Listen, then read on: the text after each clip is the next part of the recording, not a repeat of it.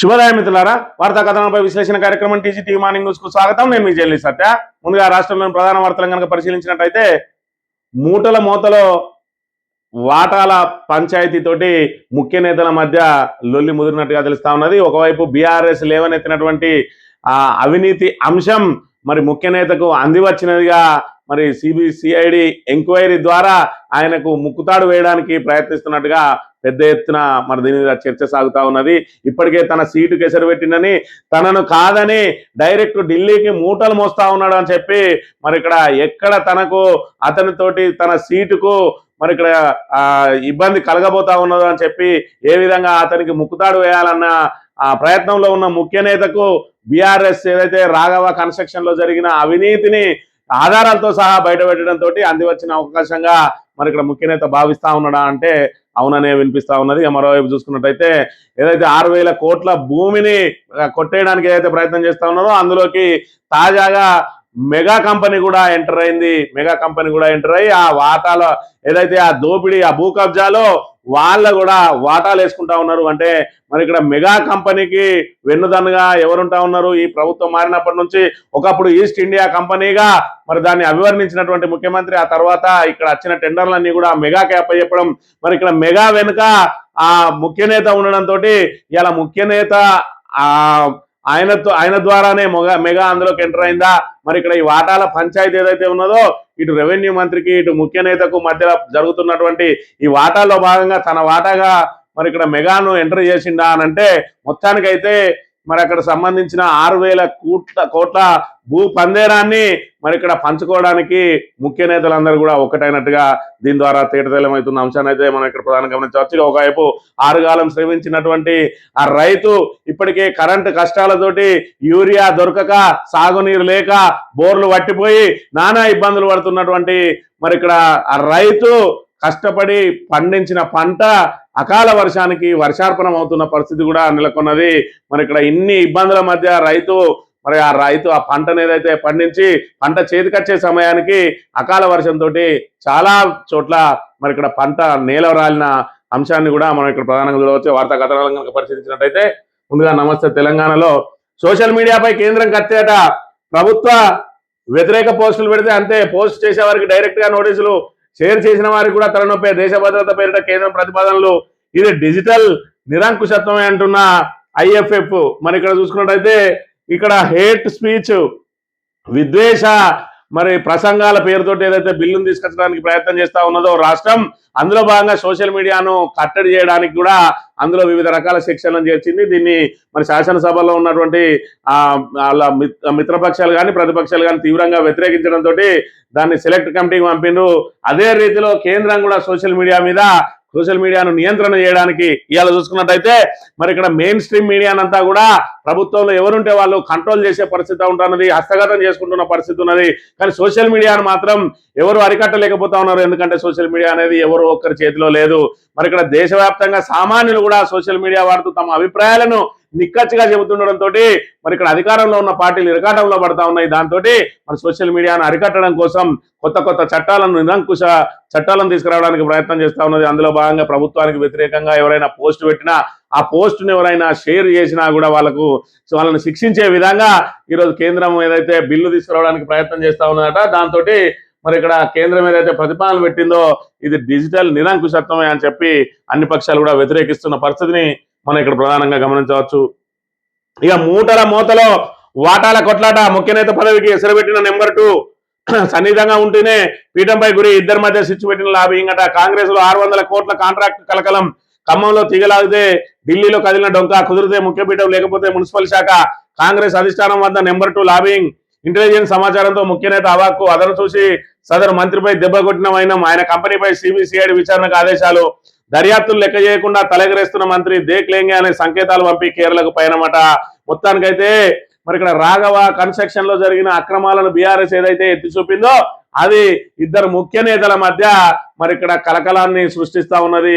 ఒకవైపు మరి ఇక్కడ ముఖ్య నేత సీటుకి ఎసరు పెట్టడానికి ఆయన ప్రయత్నం చేస్తా ఉంటే, ఆయనకు ముక్కుతాడు వేయడానికి ఏ విధంగా మరి ముందుకు పోవాలని చెప్పి ప్రయత్నిస్తున్నటువంటి ముఖ్యమంత్రికి ఇవాళ బీఆర్ఎస్ అస్త్రాన్ని అందించినట్టయింది. దాంతో సిఐడి ఎంక్వైరీ చేసి మరి ఏదైతే సభలో నిండు సభలో మరి వెనుకేసుకొని వచ్చి అక్కడ ఎదురుదాడికి దిగినటువంటి రేవంత్ రెడ్డి సిఐడి విచారణ చేయకుండా కూడా దాన్ని వదిలేసే అవకాశం ఉన్నది.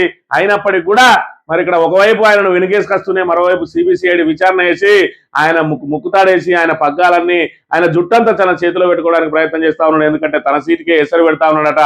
కుదిరితే ముఖ్యమంత్రి పీఠం, లేకపోతే మున్సిపల్ శాఖ.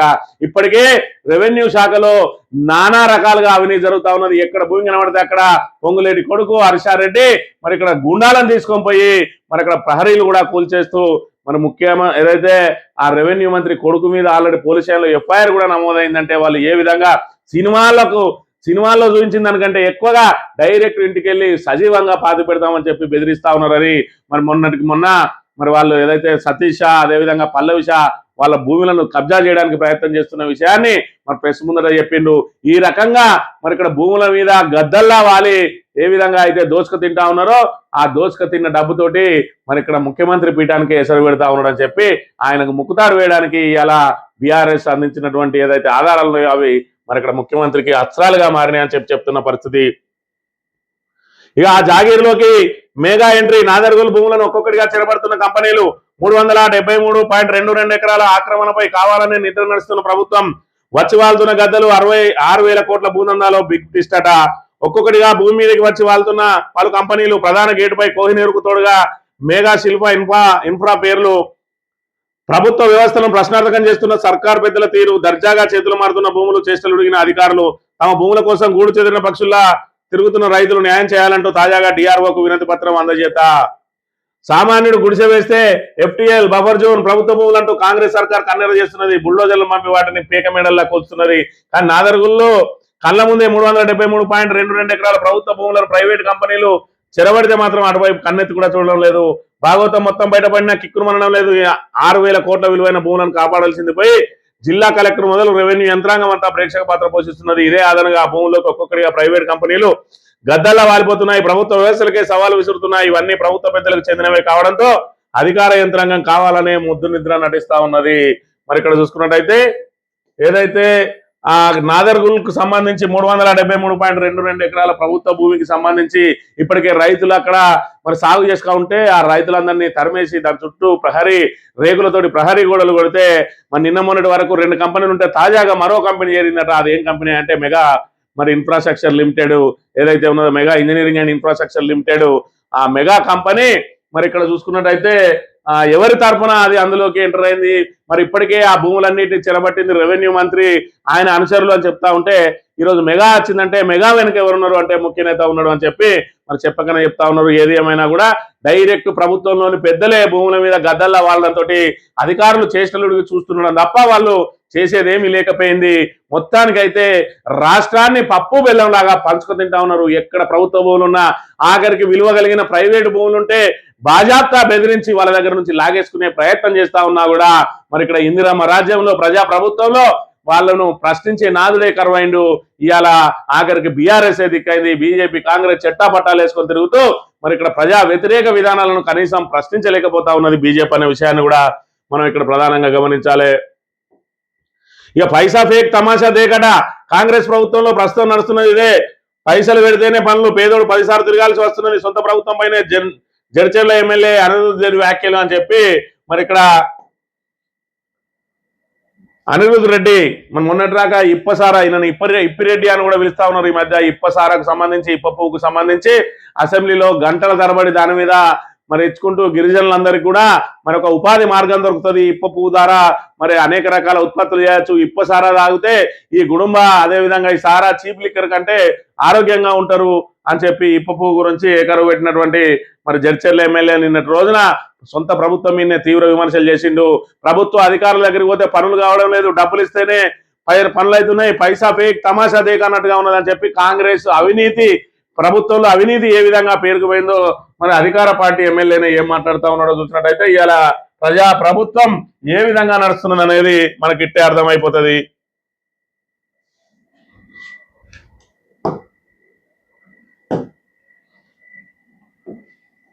ఈరోజు పైసా పేరు తమాషా దేక్ అన్నట్టుంది. ఎవరు పైసలు చేస్తే వాళ్ళ పని అవుతుంది. పైసలు లేనోడు ఏ ఆఫీస్ పోయినా కానీ కూడా నేను నిజం చెప్తున్నాను, నేను 10 సార్లు ఎదగాల్సి వస్తుంది. ఇది ప్రజా ప్రభుత్వంలో పారదర్శక ప్రభుత్వం ఇందిరామ రాజ్యంలో ఏ విధంగా ఉన్నది పరిపాలన. కాంగ్రెస్ మరి ఇక్కడ అధికార పార్టీ ఎమ్మెల్యేనే చెప్తా ఉన్నాడు. మరి నిన్నటి రోజున విజయశాంతి సభలో మాట్లాడింది, రాజగోపాల్ రెడ్డి సభలో మాట్లాడిండు. అదేవిధంగా మరి ఇక్కడ కాంగ్రెస్ మిత్రపక్షమైనటువంటి సిపిఐ కూనంనేని సాంబశివరావు మాట్లాడిండ్రు ప్రభుత్వానికి వ్యతిరేకంగా. అంటే ప్రభుత్వ పనితీరు ఏ విధంగా ఉన్నది, వాళ్ళ డొల్లతనం ఏ విధంగా ఉన్నదో దీని ద్వారా తేటతెల్లమవుతున్న పరిస్థితిని మనం ఇక్కడ చూడవచ్చు. ఇక కళ్ళ ముందే కాళేశ్వర ఫలాలు, పారే నీరు పండే పంట చూడలేని కబోది పాటిల్. కాళేశ్వరం కొట్టుకుపోతే మల్లన్న సాగర్ లో 25 టీఎంసీల నీళ్లు ఎక్కడి నుంచి వచ్చినాయి, తెలంగాణలో కొత్త ఆయకట్టు ఎట్లా పెరిగింది, ఎకనామిక్ సర్వే మంత్రి ఉత్తమ్ పెట్టిన బడ్జెట్ లెక్కలే కాళేశ్వరం విజయానికి సజీవ సాక్ష్యాలు, ప్రాజెక్టుపై సిఆర్ పాటిల్ వ్యాఖ్యలు అభ్యంతరకరం, ఇవి బీజేపీ కాంగ్రెస్ ఫెవికాల్ బంధానికి నిదర్శనం, కాళేశ్వరం అద్భుతమని కేంద్ర సంస్థల ప్రశంసలు. వాటికి కేంద్ర మంత్రి ఏం సమాధానం చెప్తారు నిలదీసిన డిప్యూటీ ఫ్లోర్ లీడర్ హరీష్ రావు. మరి ఇక్కడ కాళేశ్వరం ప్రాజెక్టు మీద కేంద్ర మంత్రి సిఆర్ పాటిల్ చేసిన వ్యాఖ్యలు ఏదైతే పార్లమెంటులో 1,00,000 కోట్లు నీళ్ల పాలైనాయి అని చెప్పి మరి ఇక్కడ గుడ్డిగా చెప్పిండు ఆయనే. మరి ఇక్కడ కళ్ళున్న కబోదా లేదంటే కాళేశ్వరంకు సంబంధించి ఇక్కడ ఇవన్నీ ఈ సైకిల్ ఏ విధంగా జరుగుతున్నది, ఒక్క పిల్లర్ కూలిపోతే కావాలని చెప్పి దాని మీద కుట్రవన్నీ మేడిగడ్డ. మరి ఇక్కడ బ్యారేజ్ని రిపేర్ చేయకుండా మరి 2.5 సంవత్సరాల నుంచి తాత్సారం చేస్తున్నటువంటి కాంగ్రెస్ కు బీజేపీ వంత పడతా ఉన్నది. ఎందుకు అని అంటే ఇవాళ కాంగ్రెస్ కాళేశ్వరం ప్రాజెక్టు అక్కడ ఉండడం మూలంగా ఇవాళ కిందికి ఏదైతే గోదావరిలో మన వాటాను పూర్తి స్థాయిలో మనం వాడుకుంటా ఉన్నాం, దాంతో కిందికి నీళ్లు పోతలేవు. మరి ఇక్కడ వీళ్ళు ఏం చేస్తా ఉన్నది, బీజేపీ గవర్నమెంట్ తమిళనాడులో పాగా వేయడం కోసం కావేరికి గోదావరిని అనుసంధానం చేసి మరి ఇక్కడ గోదావరి నీళ్ళన్నింటినీ కూడా తమిళనాడుకు తరలించుకుపోవాలంటే మన వాటా మనం వాడుకుంటే మరి మిగులు జలాలు ఉన్నాయి కాబట్టి మరి అక్కడ తీసుకుపోయే అవకాశం లేదు. దానికి తోడు ఇక్కడ బనకచెర్ల ప్రాజెక్టు కట్టుకోవాలి వీళ్ళు. అదేవిధంగా అదేవిధంగా పోలవరం నుంచి నల్లమల సాగర్ లింకు మరి దాని ద్వారా నీళ్లు తరలించుకోపోవాలి. వీటన్నిటికీ కాళేశ్వరం ప్రాజెక్టు అడ్డవుతా ఉన్నాయి. కాబట్టి ఏదైతే సొంతంగా తెలంగాణలో ఉన్నటువంటి కాంగ్రెస్ ప్రభుత్వం తెలంగాణ ప్రభుత్వమే కాళేశ్వరం మీద కుట్రలు ఉండడంతో కాళేశ్వరం కూలిపోయిందని చెప్పడంతో మరి నిజంగానే దాని మీద అబద్ధాలు ప్రచారం చేసి ఆ కాళేశ్వరం ప్రాజెక్టును రిపేర్ చేయకుండా ఆపి ఆ గోదావరి జలాలు అదేవిధంగా ప్రాణహిత జలాలన్నింటినీ తరలించకపోయే కుట్రలో భాగంగా ఇవాళ కేంద్ర మంత్రులు తెలంగాణ మీద విషం కక్కుతా ఉన్నారు. ఇవాళ తెలంగాణలో ఉన్నటువంటి బీజేపీ ఎంపీలు కానీ కాంగ్రెస్ ఎంపీలు కానీ ఇప్పటికైనా బుద్ధి తెచ్చుకోవాలి, కళ్ళు తెరవాలి.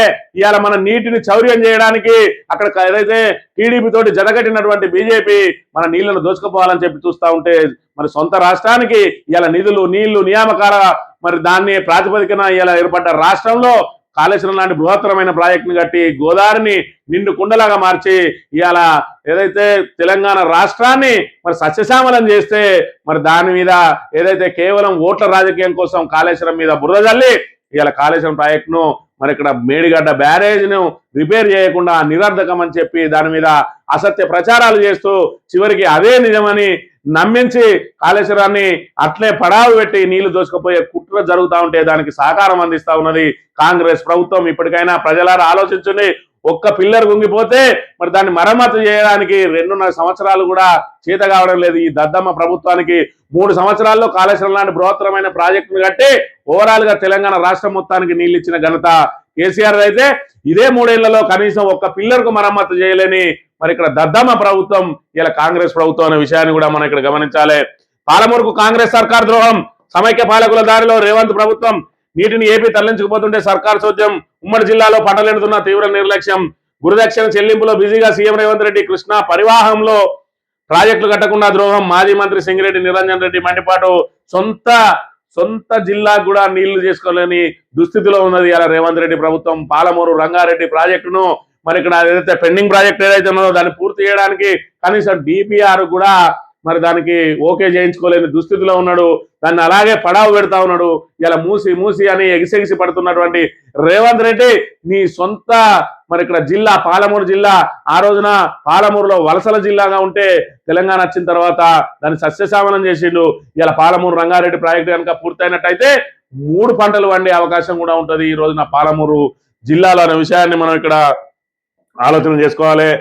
ఇక ఇక్కడ దోచుకొని కేరళలో వంచుతున్నారు. తెలంగాణ కేబినెట్ కు కేరళలో ఏం పని, 1000 కోట్లు పంచి కాంగ్రెస్ ను గెలిపించే కుట్రలో పౌర స్వేచ్ఛను కట్టడి చేసేందుకే హేట్ బిల్లు, బీఆర్ఎస్ ప్రధాన కార్యదర్శి ఆర్ఎస్పీ ఆగ్రహం అని చెప్పి ఇక్కడ దోచుకొని కేరళలో వంచుతున్నారు అని అంటే వాళ్ళు పదవులే డబ్బులు ఇచ్చి కొనుక్కున్నారు. ఎవరెవరైతే వాళ్ళ టార్గెట్ ప్రకారం డబ్బులు ఇస్తారో వాళ్ళకి మాత్రమే మంత్రి పదవి, లేకపోతే రేపటి రోజున కేబినెట్ విస్తరణలో భాగంగా వాళ్ళ పదవులు బూస్ట్ అవుతాయి. కాబట్టి ఇవాళ కేరళకు టార్గెట్ పెట్టింది ఇవాళ కాంగ్రెస్. ఏదైతే తెలంగాణ మా కేబినెట్ కు, తెలంగాణ ముఖ్యమంత్రికి కేరళలో గెలిపించుకొని వస్తేనే మీ పదవులు పదిలంగా ఉంటాయి, కేరళకు అవసరమైన డబ్బులన్నీ కూడా తెలంగాణ వాళ్ళే సమకూర్చాలని చెప్పి ఆర్డర్ వేయడంతో ఇలా తెలంగాణ కేబినెట్ అంతా కూడా కేరళకు పయనమైన అంశాన్ని మనం ఇక్కడ చూడవచ్చు. ఈ అన్నదాతకు అకాల నష్టం, చెడగొట్టు వానలకు నెలకొరిగిన మక్క, వరి పంటలు, రాలిన మామిడి, ఉమ్మడి కరీంనగర్, ఆదిలాబాద్, నిజామాబాద్, వరంగల్ జిల్లాలో భారీగా నష్టం, మార్కెట్ యార్డుల్లో తలసిన మక్కలు, ఆందోళనలో రాష్ట్ర రైతాంగం. మరి ఇక్కడ చూడు, అన్ని ఇబ్బందుల మధ్య అన్ని ఏదైతే ప్రభుత్వం సరైన సమయంలో వాళ్ళకు యూరియా అందించడం లేదు, వాళ్ళకి సరైన సమయంలో పెట్టుబడి సాయం అందించడం లేదు, కరెంటు మరి పీక్ టైంలో కరెంటు కోతలు, అదే విధంగా ఏదైతే గోదావరిని ఎడారిగా మార్చిందో భూగర్భ జలాలన్నీ కూడా అడగట్టిపోయి మరి ఇక్కడ కావాల్సిన నీళ్లు కూడా దొరకని పరిస్థితులలో ఇన్ని మరి ఇక్కడ గడ్డు పరిస్థితులు అన్నింటిని కూడా దాటుకొని రైతు పంట పండిస్తే చివరికి అకాల వర్షాలతోటి, గాలి దువానంతో ఈ రకంగా పంట నీలమట్టం అవుతా ఉంటే రైతు పరిస్థితి ఆగమ్య గోచరంగా మారింది ఇవాళ తెలంగాణలో అనే విషయాన్ని మనం ఇక్కడ ప్రధానంగా చూడవచ్చు. రైతును ముంచే డిస్కం, సాగు విద్యుత్కు సర్కార్ షాక్, రైతు డిస్కం పేరిట కొత్త ప్రమాదం, పైకి గొప్పలు, గుట్టుగా అనేక మెలికలు, వ్యవసాయానికి ఇక స్మార్ట్ మీటర్లు, 5,22,000 ట్రాన్స్ఫార్మర్లకు మీటర్లు, దమ్మిడి ఆదాయం లేకుండా అప్పుల్లో కొత్త డిస్కం కు పురుడు అని చెప్పి మరి ఇక్కడ కొత్త డిస్కం ఒకటి తీసుకొచ్చింది ఆల్రెడీ కాంగ్రెస్ ప్రభుత్వం. అవన్నీ కూడా ఏదైతే ఉచిత విద్యుత్ ఇచ్చేదానికి అవి పెడతా ఉన్నట్టు ఆ డిస్కం నుంచే పెడతారు. ఆ డిస్కం ఎప్పుడు కూడా నష్టాలనే ఉంటుంది, ఎందుకంటే దానికి దమ్మిడి ఆదాయం ఉండదు. కానీ కేంద్ర ప్రభుత్వం ఏదైతే మీటర్లు పెడతా ఉంటుందో ఆ డిస్కం కు సంబంధించిన ట్రాన్స్ఫార్మర్లకు మీటర్లు పెట్టి మనం వ్యవసాయానికి ఎంత కరెంటు వినియోగిస్తున్నామో లెక్కలతో సహా కేంద్రం చేతిలో పెడితే రేపటి రోజున ఆ ఉచిత విద్యుత్తును కూడా బంద్ చేయించి మరి ఖచ్చితంగా రైతుల దగ్గర నుంచి కూడా డబ్బులు వసూలు చేయడానికి ఇవాళ మొదటి అడుగు పడబోతా ఉన్నది. కేసీఆర్ 10 ఏళ్ల కాలంలో కేంద్రం ఎంత ఒత్తిడి చేసినా కూడా వ్యవసాయ మోటార్లకు మీటర్లు పెట్టడానికి ఏ రోజు కూడా ముందుకు రాలేదు. కానీ ఇలా రేవంత్ రెడ్డి ప్రభుత్వం మీరు అప్పులు చేసుకోవచ్చు అని చెప్పి ఏదైతే ఆశ పెడితే ఆ ఆశకు లొంగి ఇవాళ స్మార్ట్ మీటర్లు పెట్టడానికి సిద్ధమైండు. ఇప్పటికే 3 లక్షల కోట్లకు పైగా అప్పులు చేసి చేబదళ్ల మీద ప్రభుత్వాన్ని నడిపిస్తా ఉన్నాడు. 365 రోజులుంటే 363 రోజులు కూడా రోజు చేబదలు తీసుకొని ప్రభుత్వాన్ని నడిపించే దద్దమ్మ ప్రభుత్వం ఏదైనా ఉన్నది అని అంటే అది తెలంగాణ ప్రభుత్వమే అనే విషయాన్ని మనం ఇక్కడ చూడాలి. ఇక ఇరాన్ పై బంకర్ బ్లస్టర్లు, విరుచుకుపడిన అమెరికా, ఇజ్రాయెల్, భారీ పేలులతో దద్దరిల్లిన ఇస్ఫహాన్, కీలకమైన ఆయుధ డిపో పేల్చివేత, నిర్లవణీకరణ ప్లాంట్ పై వైమానిక దాడి, రేపటి నుంచి అమెరికా టెక్ కంపెనీలను టార్గెట్ చేస్తాం, Iran warning, Microsoft, Google, Apple సహా 18 టార్గెటెడ్ కంపెనీల జాబితా విడుదల. మరి ఇక్కడ నా మీద నువ్వే విధంగా అయితే ప్రయత్నం చేస్తావో నీ మీద నేను కూడా అదే ప్రయత్నం చేస్తా. నువ్వు నా దగ్గర 20 ఇళ్ళు ధ్వంసం చేస్తే నేను నీ దగ్గర ఉన్నటువంటి ముఖ్యమైన వకీలునైనా ధ్వంసం చేస్తా అన్నట్టు ఉన్నది ఇలా ఇరాన్ పరిస్థితి. మీరు ఎంత దాడులు చేసినా మేము తలొకేది లేదు, చివరి రక్త బొట్టు నీళ్ళు రాక మేము ఎట్టి పరిస్థితుల్లో లొంగిపోయేది లేదు. కానీ మీరు ఏదైతే మమ్మల్ని టార్గెటెడ్ గా మా మీద యుద్ధం చేసి మమ్మల్ని అందరినీ సర్వనాశనం చేయాలని చూస్తా ఉన్నారో ఇక నుంచి మీ అమెరికాలో ఉన్నటువంటి టెక్ కంపెనీలు అన్నింటినీ కూడా ధ్వంసం చేస్తామని చెప్పి ఇరాన్ మరి ఇక్కడ ధైర్యంగా ప్రకటించిన అంశాన్ని కూడా చూడవచ్చు. సాక్షి దినపత్రిక విషయానికి వస్తే మీరే పరిష్కరించుకోవాలంట, కృష్ణా జలాలపై తెలంగాణ ఏపీలకు బోర్డు స్పష్టీకరణ, లెక్కలు ఎప్పటికప్పుడు అప్లోడ్ చేయండి, సమస్యలను పరస్పర సహకారంతో పరిష్కరించుకోవాలంటూ లేక, ప్రస్తుతానికి కృష్ణా ట్రిబ్యునల్ 1 తీర్పునకు లోబడి నడుచుకోవాలని సూచన, ఇతర వేదికలను సైతం సమస్యల పరిష్కారానికి వాడుకోవాలని సహా, ఏపీ జల విద్యుత్పత్తితో శ్రీశైలం జలాశయం ఖాళీ అవుతుందన్న తెలంగాణ, తమ తాగునీటి అవసరాల కోసం ఏపీని కట్టడి చేయాలని విజ్ఞప్తి, రాష్ట్ర ప్రభుత్వ లేఖకు స్పందనగా కృష్ణా బోర్డు తాజా లేఖ. మరి ఇక్కడ కృష్ణా ప్రాజెక్టులన్నీ కూడా కేఆర్ఎంబి చేతికి అప్పచెప్పాలని చెప్పి గతంలో కేంద్ర ప్రభుత్వం ఎంత ఒత్తిడి చేసినప్పటికీ కూడా కేసీఆర్ ఖచ్చితంగా కేఆర్ఎంబికి మేము ఎట్టి బస్సులు అప్పచెప్పం, మా దగ్గర ఉన్నటువంటి ప్రాజెక్టుల మీద పెత్తనం మాదే అని చెప్పి ఆ రోజున మరి ఇక్కడ ఆ కృష్ణా ప్రాజెక్టుల మీద మరి ఇక్కడ ఆయన గుత్తాధిపత్యాన్ని పెట్టుకుంటే రేవంత్ రెడ్డి వచ్చి రావడంతో ఆ కృష్ణా ప్రాజెక్టులన్నీ కూడా కేఆర్ఎంబి చేతికి అప్పచెప్పడంతో ఇలా మనకు అక్కడ నుంచి తాగునీరు కావాలన్నా కూడా కేఆర్ఎంబి పర్మిషన్ కావాల్సిన దుస్థితి వచ్చింది. అదే మరి ఇక్కడ ఆంధ్రప్రదేశ్ చూసుకున్నట్టయితే కేఆర్ఎంబి కేంద్రం చేతిలో ఉంటది, కేంద్రం తెలుగుదేశం చేతిలో కీలుబొమ్మ కాబట్టి యథేచ్ఛగా కృష్ణా జిల్లాలను వాడుకుంటా ఉన్నాడు. మన వాటా మనం వాడుకోకపోకుండా అలాగే వదిలేస్తే వాళ్ళు మాత్రం వాళ్ళ వాటాకు మించి మరి ఎక్స్ట్రా వాడుకుంటూ ఇలా డెడ్ స్టోరేజ్కి తీసుకొచ్చి ఇంకా కూడా ఆపకుండా వాళ్ళు నీటిని తరలించే ప్రయత్నమే చేస్తా ఉన్నారు. దీనికి అంతటికీ ఈ చేతగాని దద్దమ్మ ప్రభుత్వం ఏదైతే కృష్ణా ప్రాజెక్టులను కేఆర్ఎంబి చేతికి అప్పగించడం మూలంగా ఇవాళ మనం గుడ్లప్పగించి చూడాల్సిన దుస్థితి ఏర్పడ్డది తెలంగాణ వాళ్ళకు అనే విషయాన్ని మనం ఇక్కడ గమనించాలి. యుద్ధానికి త్వరలో తెరాట సన్నిహితులతో ట్రంప్ హార్మోజు నుంచి చమరు తెచ్చుకోండి నాటో దేశాలపై ట్రంప్ ఆగ్రహం. ఇలా ఏదైతే హార్మోజు జలసంధిని మూసేసిందో అక్కడ మరి మీరు ఇక తెచ్చుకొని అక్కడ నుంచి ఎట్లా తెచ్చుకుంటారో మేము కూడా యుద్ధం బంద్ చేస్తాం. వాళ్ళు అదే విధంగా సంధిని అదేదైతే హార్మోజు దాన్ని మూసేస్తారట జలసంధిని, ఇక మీరు ఎట్లా తెచ్చుకుంటారో తెచ్చుకోరని ఏదైతే నాటో దేశాలు తన యుద్ధానికి తనతో కలిసి రాలేదు అని చెప్పి వాళ్ళ మీద ఆగ్రహం వ్యక్తం చేస్తా ఉన్నారట. ఏది ఏమైనా కూడా ఖచ్చితంగా మరి ఆ యుద్ధాన్ని మాత్రం ఆపేయాల్సిన పరిస్థితి అయితే ఇవాళ ట్రంప్కి ఏర్పడ్డది. ట్రంప్ కోసం బాల్ రూమ్ బంకరట. మరి అమెరికా మీద దాడి చేస్తా అని ఇరాన్ ఏదైతే చెప్తా ఉన్నదో మరి ఇక్కడ ట్రంప్ కూడా దాక్కోవాల్సిన దుస్థితి ఏర్పడతా ఉన్నదని చెప్తున్న పరిస్థితి. వచ్చే 3 నెలల్లో మహిళా సంఘాలకు 1,00,000 కోట్ల వడ్డీ లేని రుణాలు. ఉప ముఖ్యమంత్రి బట్టి విక్రమార్క ప్రజలకు ఇచ్చిన హామీలన్నింటినీ ఎన్ని సవాళ్లు ఎదురైన కాంగ్రెస్ ప్రభుత్వం అమలు చేసి చూపుతుందని, దానికి ఆర్టీసీ బస్సుల్లో మహిళలకు ఉచిత బస్సు ప్రయాణ పథకమే నిదర్శనమని ఉప ముఖ్యమంత్రి బట్టి విక్రమార్క స్పష్టం చేశారు. ఆర్టీసీ బస్సుల్లో మహిళలకు ఉచిత ప్రయాణ వసతి మొదలైన తర్వాత 0 టికెట్లు మొత్తం 10,000 కోట్ల మైలురాయిని చేరుకున్న నేపథ్యంలో మంగళవారం సాయంత్రం ప్రజాభవన్లో మహిళా సంఘాల సభ్యులతోటి మొత్తంగా మరి 420 హామీలు ఇచ్చారు. 6 గ్యారెంటీలు 100 రోజులలోనే అమలు చేస్తా అన్నారు.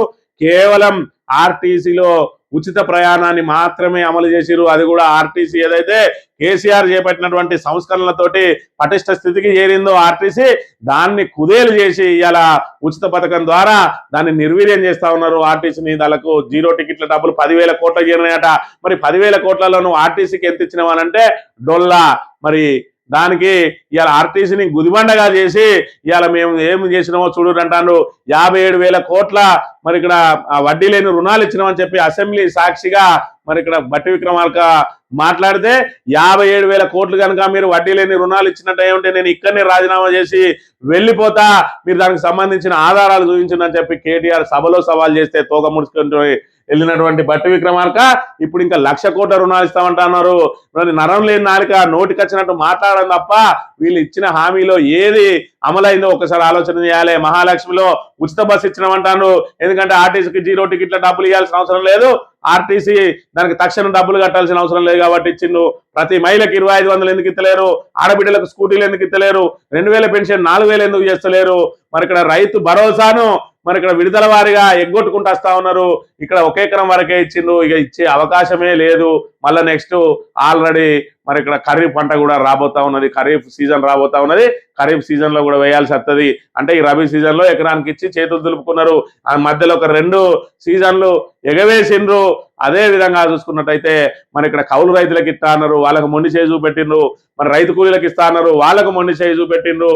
అదే విధంగా చూసుకున్నట్టయితే మరి ఏదైతే ఉద్యమకారులకు 250 గజాల స్థలం ఇచ్చి ఇందిరమ్మ ఇల్లు ఇచ్చి పెన్షన్ ఇస్తా అని నానా రకాల మాటలు మాట్లాడు. విద్యా భరోసా కార్డు, ఇక శ్రీధర్ బాబు అయితే డైరెక్ట్ ATM కార్డు పట్టుకుని తిరిగిండు.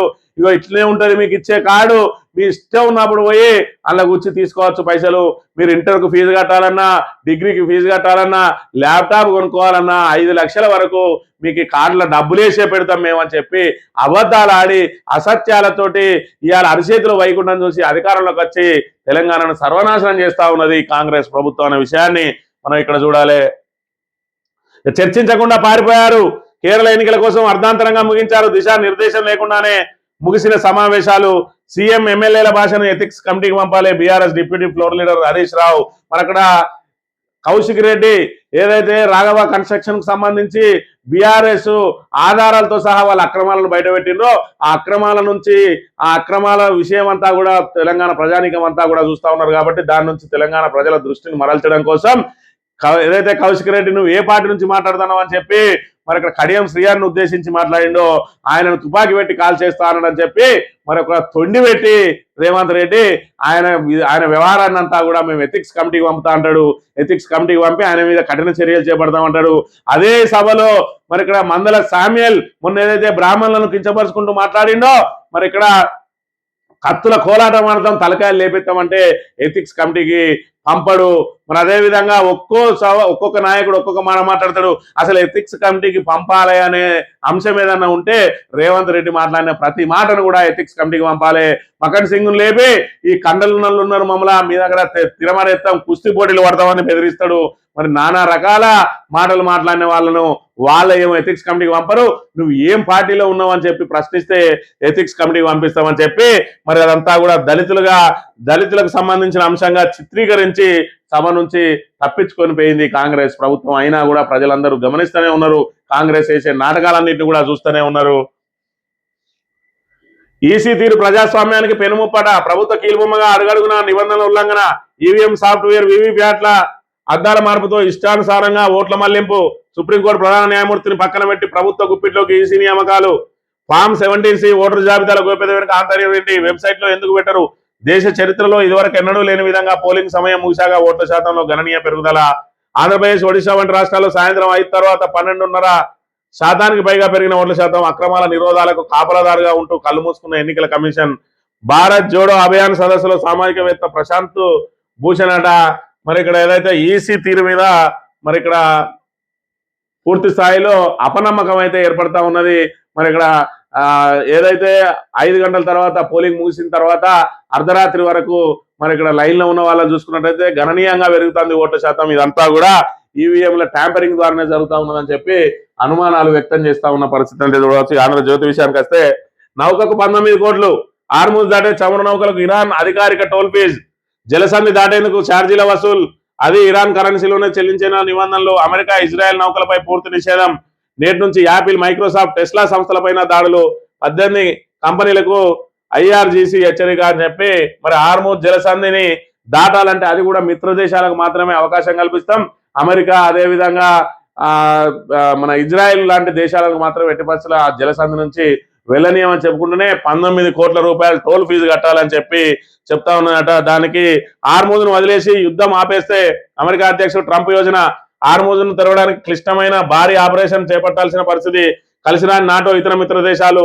జలసంధి బాధ్యతలు యూరోప్ గల్ఫ్ దేశాలకు అప్పగించే యోజనలో ట్రంప్, వాల్ స్ట్రీట్ జర్నల్లో సంచలన కథనమాట. ఎట్టి పరిస్థితుల్లో ట్రంప్ అయితే యుద్ధం ముగించాల్సిన పరిస్థితి ఏర్పడ్డది ట్రంప్ కు.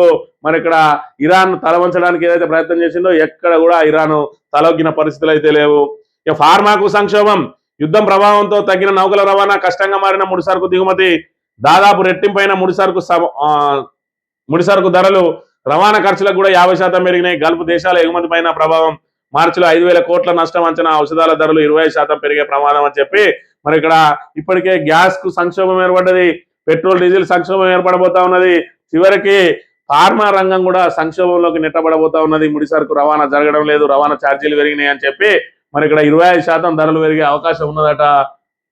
ఇక ఒరాకిల్ ఊచకోత, 30,000 మంది ఉద్యోగులపై వేటు, భారత్ లో 12,000 మంది తొలగింపు, మంగళవారం పొద్దున్నే అందరికీ మూకుమ్మడి మెయిల్, మరిన్ని తొలగింపులు ఉంటాయన్న వార్తలతో ఉద్యోగుల్లో ఆందోళన, ముగిసిన త్రైమాసికంలోనూ భారీగా లాభాలు, ఏఐలో పెట్టుబడి కోసం కోతలకు దిగిన అమెరికా టెక్ కంపెనీ అని చెప్పి ఒకవైపు ఏఐ మరి విజృంభిస్తా ఉంటే మరి తాత్కాలికంగానైతే ఉద్యోగాలు కోల్పోతా ఉన్నారు ఉద్యోగులు. మరి ఏఐ ద్వారా ఉద్యోగాలు పెరుగుతాయని చెప్పి నిపుణులు చెప్తా ఉన్నారు. కానీ ఇప్పటికిప్పుడు మాత్రం తగ్గించి మరి లాభాలలో ఉన్న ఒరాకిల్ లాంటి సంస్థలు కూడా తమ ఉద్యోగులను తగ్గించి వాటికి సంబంధించిన అమౌంట్ అంతా కూడా మరి ఏఐలో పెట్టుబడులు పెడతా ఉన్నాయట. మొత్తానికైతే హఠాత్తుగా మెయిల్ పంపి 30,000 మందిని తొలగిస్తే 12,000 మంది ఇక్కడ భారత్ నుంచి పనిచేసే వాళ్ళ ఉద్యోగాలు కూడా పోయినాయి అని చెప్తున్న పరిస్థితి. ఉరేసుకున్న భర్త, 17వ అంతస్తు నుంచి దూకేసిన భార్య, మద్యం మత్తులో మృగంలా మారి భార్య, 2 పిల్లలపై రోకలతో దాడి, కుటుంబ కలహాలతో భర్త ఘాతకం, భార్య 6 ఏళ్ల కుమారుడు మృతి, ఆసుపత్రిలో చికిత్స పొందుతున్న కుమార్తె అట. తల్లి కొడుకులను చంపి తల్లి ఆత్మహత్య, భర్త 2వ పెళ్లితో మనస్తాపం. అంతా కూడా ఈ 3 మరి ఇక్కడ సంఘటనలు చూసుకున్నట్టయితే కలహాల కాపురంతో మరి ఆ 3 సంఘటనలు కూడా జరిగినాయి. ఆత్మహత్యలు జరిగినా, హత్య జరిగినా మరి వాళ్ళే కావాలని మరి దూకి చచ్చిపోయినా కూడా ఏది ఏమైనా మొత్తానికైతే కలహాల కాపురంతో ఇక్కడ నిండు ప్రాణాలు బలైన పరిస్థితిని అయితే మనం ఇక్కడ చూడవచ్చు. ఐటీ రిటర్న్ దాఖలు చేస్తే రేషన్ కార్డు రద్దు, క్షేత్రస్థాయిలో గ్రామ పరిపాలనాధికారుల విచారణ, కార్డుదారుల నుంచి డిక్లరేషన్ తీసుకుంటున్న జీపీఓలు, ఐటీఆర్ లో ఎక్కువ ఆదాయం చూపిస్తే కార్డు రద్దేనని సమాచారం, రుణాల కోసం ఐటీఆర్ దాఖలు చేసి చేసిన చాలా మంది ఆదాయం తక్కువ ఉన్న భవిష్యత్ అవసరాల కోసం ఫైలింగ్, జీపీఓల విచారణ, రేషన్ కార్డుదారులు ఆందోళన అని చెప్పి ఐటీ రిటర్న్ కనుక మీరు దాఖలు చేసి అందులో మరి ఇక్కడ రేపటి రోజున మనకు రుణాలు కావాలి ఇంకేమైనా కావాలని చెప్పి అవి ఫైలింగ్ ఎక్కువగా చూపించుకొని ఫైలింగ్ చేస్తూ ఉంటారు. అది కనుక చేసినట్టయితే మీరు రేషన్ కార్డు ఊస్ట్ అవుతుంది అని చెప్పి చెప్తున్న పరిస్థితి. ఇక హిందూ వివాహితకు తల్లిదండ్రుల నుంచి వచ్చిన ఆస్తిపై భర్తకు హక్కు ఉన్నదట. సంతానం లేకుండా మరణిస్తే తండ్రి తరపు వారసులకి ఆస్తి దక్కుతుందని చెప్పి ఏపీ హైకోర్టు చెప్పింది. ఏదైతే భార్య తరపున ఆస్తి ఉంటుందో ఆ ఆస్తికి మరి రేపటి రోజున వారసులు ఆమెకు పుట్టిన పిల్లలు అవుతారు. పిల్లలు లేకుంటే మరి ఇక్కడ భర్తకు కానీ భర్త తరపు బంధువులకు కానీ రాదు, ఆమె తరపు బంధువులకే ఆస్తి చెందుతుంది, వాళ్ళే వారసులుగా ఉంటారు అని చెప్పి చెప్తున్న పరిస్థితిని మనం ఇక్కడ చూడవచ్చు. పంచాయతీలకు 6,019.85 కోట్లు 15వ ఆర్థిక సంఘం పాత బకాయిలు విడుదల చేసిన కేంద్రం ఇప్పటివరకు విడుదల వారీగా 2,293 కోట్ల 74 లక్షలు జమ. త్వరలో మిగతా 729 కోట్ల 41 లక్షల బకాయిలు వచ్చే ఛాన్స్ అట. మరి ఇక్కడ పంచాయతీలకు నిధులు విడుదల చేస్తా ఉన్నది. 15వ ఆర్థిక సంఘానికి సంబంధించిన నిధులను విడుదల వారీగా విడుదల చేస్తా ఉన్నది. ఇప్పటికే 2,293 కోట్ల 74 లక్షలు విడుదల చేసిందట. ఇక నేడే లోక్సభలో అమరావతి బిల్లు, ఆంధ్రప్రదేశ్ రాజధానిపై చట్టబద్ధమైన స్పష్టత, రేపు రాజ్యసభలో ఆమోదం, రాష్ట్రపతికి నోటిఫికేషన్ అట. అసెంబ్లీ తీర్మానం మేరకు కదిలిన కేంద్రం 2024 జూన్ 2 నుంచి రాజధానిగా అమరావతి. మరి ఇక్కడ అది రాజధాని అంశం అక్కడ మరి ఇక్కడ ఏదైతే ఆ వివాదాస్పదంగా మారుతా ఉన్నది. ఇటు టీడీపీ రాగానే అమరావతి రాజధాని అవుతుంది. మరి వైఎస్ఆర్సీపీ ఒక్కటే కాడ రాజధాని నిర్మిస్తా అని చెప్పి అక్కడ పెద్ద ఎత్తున అవకతవకలు చేసి పెద్ద ఎత్తున భూములు కొనుక్కొని మరి అక్కడ రియల్ ఎస్టేట్ వ్యాపారానికి తెరలేపింది టీడీపీ అని చెప్పి 3 రాజధానుల పేరుతోటి 3 చోట్ల రాజధానులు చేస్తా ఉన్నారు. మరి ఇక్కడ 12 సంవత్సరాల నుంచి ఇప్పటి వరకు రాజధాని కూడా నిర్మించుకోలేకపోయినారు. మరి ఇక్కడ మన ఏదైతే తెలంగాణ చూసుకున్నట్టయితే తెలంగాణ ఈ గడిచిన 12 సంవత్సరాల్లో గణనీయంగా అభివృద్ధి చెందింది. మనకు రాజధాని ఉన్నప్పటికీ కూడా మరి కొత్త సచివాలయాన్ని కట్టుకున్నాం, వాళ్ళు కూడా అదే రీతిలో కట్టుకునే అవకాశం ఉంటుంది. మరి మనది 2021లో స్టార్ట్ అయితే 2 సంవత్సరాల్లో సచివాలయాన్ని బ్రహ్మాండంగా కట్టించిండు కేసీఆర్. కానీ వీళ్ళు 12 సంవత్సరాల నుంచి కొట్టుమిట్టాడుతా ఉన్నారు. 5 సంవత్సరాలు మొదట మరి ఇక్కడ చంద్రబాబే ఉన్నాడు. మరి ఇక్కడ గ్రాఫిక్స్ తోటి మాయ చేసిండు తప్ప మన అక్కడ అమరావతిలో చిన్న కట్టడం కూడా కట్టలేకపోయాడు. మళ్ళీ వచ్చి దగ్గర 2 సంవత్సరాలు అవుతుంది. ఇప్పటికి కూడా ఆ రాజధాని ఏం చేయలేదు. కానీ ఆ రాజధానికి చట్టబద్ధత తెప్పిస్తాడు మాత్రం పార్లమెంట్ లో చట్టం చేసే ప్రయత్నం చేస్తా ఉన్నాడు. ఈనాడు దినపత్రిక విషయానికి వస్తే, దద్దరిల్లిన ఇస్ఫహాన్, ఇరాన్లో అణుకేంద్రం, ఆయుధ నిల్వలున్న ప్రాంతంపై బంకర్ బస్టర్లతో విరుచుకుపడిన అమెరికా, కువైట్ చమురు ట్యాంకర్ పై ఇరాన్ ప్రతిదాడి అని చెప్పి ఎక్కడ కూడా ఇరాన్ అయితే తగ్గుతున్న పరిస్థితి అయితే లేదు. ఇక పరిశ్రమలపై కరెంటు భారం, విద్యుత్ ఛార్జీల్లో మార్పులు, ఉదయం సాయంత్రం 6 నుంచి 10 వరకు వాడితే యూనిట్ కు ₹1.5 ఎక్కువట. ఉదయం 6 నుంచి 10 అయినా సాయంత్రం 6 నుంచి 10 అయినా కూడా వాడితే యూనిట్ కు ₹1.5 ఎక్కువ తీసుకుంటారట. ఛార్జింగ్ స్టేషన్లు, రైల్వే స్టేషన్లు, బస్ స్టాండ్లు, ఎయిర్పోర్ట్లకు కూడా ఇది వర్తిస్తుంది నేటి నుంచి అమల్లోకి అని చెప్పి కరెంటు ఛార్జీలకు మరి ఇక్కడ పరిశ్రమల మీద మరి వాళ్ళ మెడ మీద ముందుగాలు కత్తి పెట్టబోతా ఉన్నదనే విషయాన్ని మనం ఇక్కడ ప్రధానంగా గమనించాలి. కాళేశ్వరం మరమ్మతులు మరింత జాప్యం, ఇప్పటికీ పూర్తిగా పరీక్షలు ప్రశ్నార్థకంగా, బ్యారేజీల పునరుద్ధరణ. వీళ్ళకి చిత్తశుద్ధి ఉంటే కదా అసలు మరి దానికి సంబంధించి ఇంకా టెస్టులు అని 2.5 సంవత్సరాల నుంచి టెస్టులతోనే సరిపోతా ఉన్నది. వీళ్ళ చేతులు కనుక ఇవాళ కాళేశ్వరం ప్రాజెక్టును నిర్మాణం అని వీళ్ళు కనుక మొదలుపెట్టినట్టయితే 30 ఏళ్ళు 40 ఏళ్ళు గతంలో కాంగ్రెస్ ప్రాజెక్టులు కట్టిన చరిత్ర చూసుకున్నట్టయితే ఏది కూడా 30 సంవత్సరాల లోపు పూర్తి చేసిన మరి ఇక్కడ దాఖలాలు లేవు. మరి ఈ రోజున కూడా కాళేశ్వరం లాంటి బృహత్తరమైన ప్రాజెక్టు కనుక మరి వీళ్ళు పూనుకున్నట్టయితే నాటి వైఎస్ఆర్ ఏదైతే ప్రాణహిత చేవెళ్ల ప్రాజెక్టుకు శంకుస్థాపన చేసిండో అదే కొనసాగినట్టు అయి ఉంటే, అదే కాంగ్రెస్ ప్రభుత్వం మొదటిసారి కనుక ఏర్పడినట్టు అయ్యంటే 30 ఏళ్ళు కాదు ఇప్పటికి 12 ఏళ్ళు, ఇంకో 12 ఏళ్ళు అయినా కూడా మరి అది ఎట్టి పరిస్థితుల్లో ఆ ప్రాజెక్టు పూర్తయ్యేది కాదు. కాళేశ్వరం ప్రాజెక్టును మరి ఇక్కడ అపర భగీరథుడు కేసీఆర్ మరి దాన్ని పూనుకొని 3 సంవత్సరాల్లోనే దాన్ని మరి ఇక్కడ ఎక్స్ప్రెస్ లాగా దాన్ని పూర్తి చేయించి ఇవాళ ప్రజలకు అందుబాటులోకి తీసుకొచ్చి నీటి కష్టాలన్నింటినీ కూడా తొలగిస్తే ఈ చేతగాని దద్దమ్మ ప్రభుత్వం ఇవాళ దాన్ని కేవలం ఓట్ల కోసం ఇవాళ దాన్ని నిరర్ధకం అని చెప్పి దాని మీద బురద జల్లుతూ ఇంకా కూడా మరమ్మతులు చేపట్టకుండా మన నీటిని అంతా కూడా కిందికి వదిలి ఇవాళ రాష్ట్ర రైతాంగానికి, పరిశ్రమలకు, తాగునీటికి కూడా కొరత తీసుకొచ్చిన ఈ దద్దమ్మ ప్రభుత్వానికి బుద్ధి చెప్పాల్సిన బాధ్యత మీ మీద ఉన్నదని తెలియజేస్తూ ఇది ఈ రోజు మార్నింగ్ రేపు వెళ్దాం. Thank you very much.